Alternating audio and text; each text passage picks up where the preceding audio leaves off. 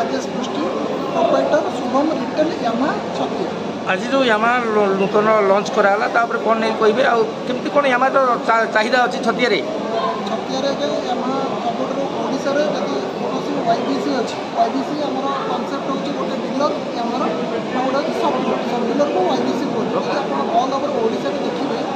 तो वाईबीसी हिसाब से आम छतिया सब अधिक गाड़ी बिकुଛୁ तो आम एक्टिविटी लंच कला आम आशा रखीचु भल फीचर्स देती जमीक आप टीएफटी डिस्प्ले है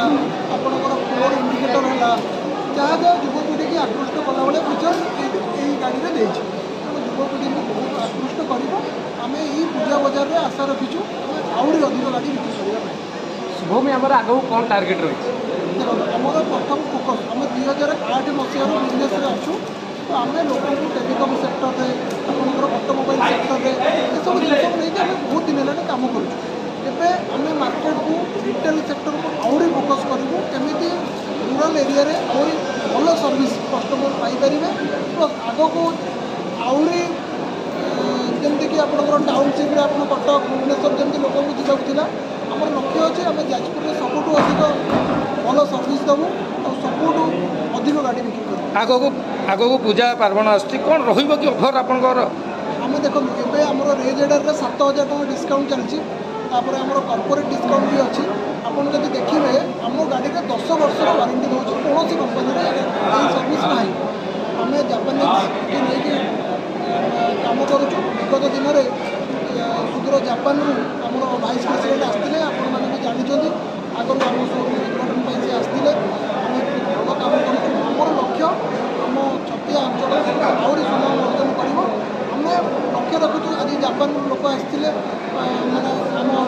सेवा आम सर्विस आम लक्ष्य रख आम सफल होइचु आहरी आगको भल काम कर आशा कुमार सिंह व्यवसायी चंडीपुर लेकर समाज सेवा आज जो यामा शोरूम उद्घाटित गेट टुगेदर प्रोग्राम होगा से विषय कौन करेंगे प्रथम धन्यवाद देवी कंपनी को छतियापुरी जगार डीलरशिप किसी प्रडक्ट लंचिंग करवा छोटिया कथा नुहे चिंताधारा को मुझे समर्थन करुँच धन्यवाद दूसरी कहीं रूट्स बिजनेस पाए पाती तेणु से रूट्स को आसुँच कंपनी को धन्यवाद आपर मत डाक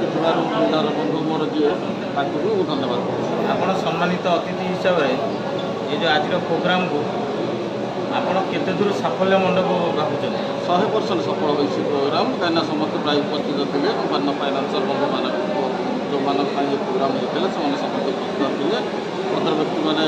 निकट अंचल भद्र व्यक्ति मान उपस्थित थे तो 100%